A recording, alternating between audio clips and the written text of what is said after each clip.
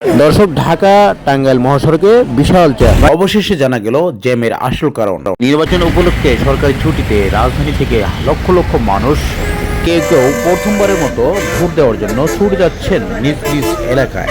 মূলত অতিরিক্ত যাত্রীর কারণেই 7 ঘন্টার স্থলে গন্তব্যস্থানে পৌঁছাতে প্রায় 14 ঘন্টা লেগেছে। তাদের কোন আসন? কুড়িগ্রাম। হ্যাঁ, কুড়িগ্রামে 3 আসন। কাকে ভোট দিবেন?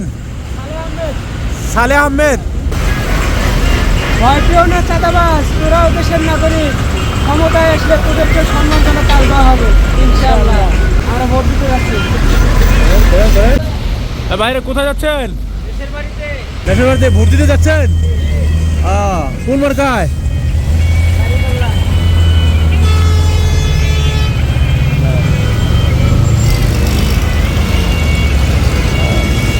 এই গাড়ি ভাড়া দেবে কে? গাড়ি ভাড়া দেবে কে? গাড়ি ভাড়া নিজেরাই। হ্যাঁ,